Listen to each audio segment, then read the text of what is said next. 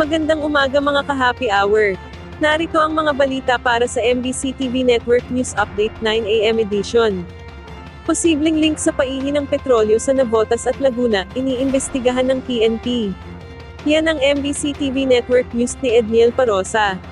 Magsasagawa na ng cross-matching ang Philippine National Police sa posibleng ugnayan ng mga iligal na operasyon ng langis sa Navotas City at sa Laguna. Ayon kay PNP Chief Police General Jose Melencio Nartatis Jr., sinisilip na kung iisa lamang ang pinagkukunan ng recycled oil at kung may ugnayan ng mga ito sa organized oil pilferage groups. Gini Nartatis, magiging agresibo ang PNP sa pag-imbestiga upang matukoy ang mga nasa likod nito.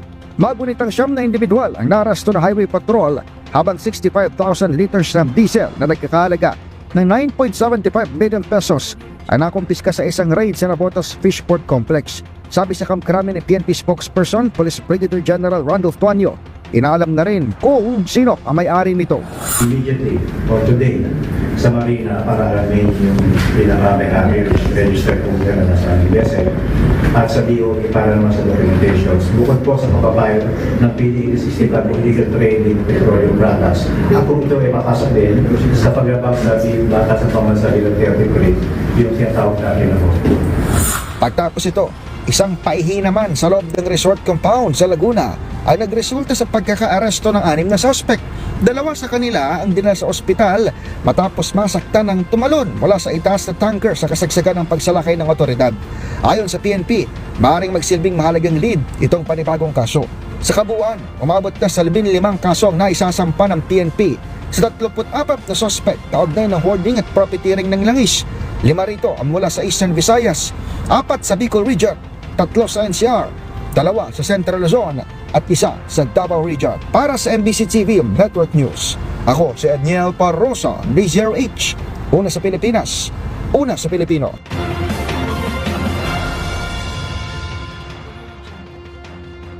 Samantala, Manila Police District pansamantalang itinigil ang paghuhuli sa mga walang damit pang itaas.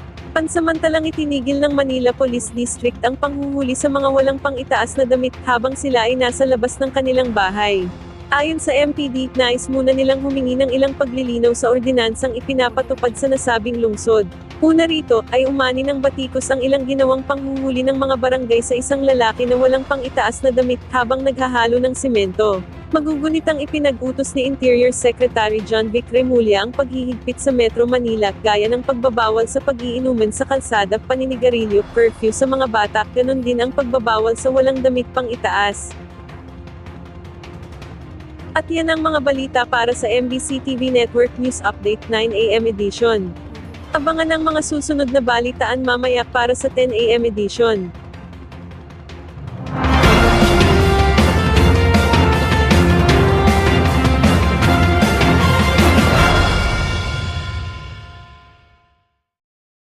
Mga ka-happy hour, kung gusto mong manood ang mga balita sa MBC TV Network News Update, mag-subscribe sa aming YouTube channel, i-like ang aming Facebook page, at i-follow sa aming TikTok account.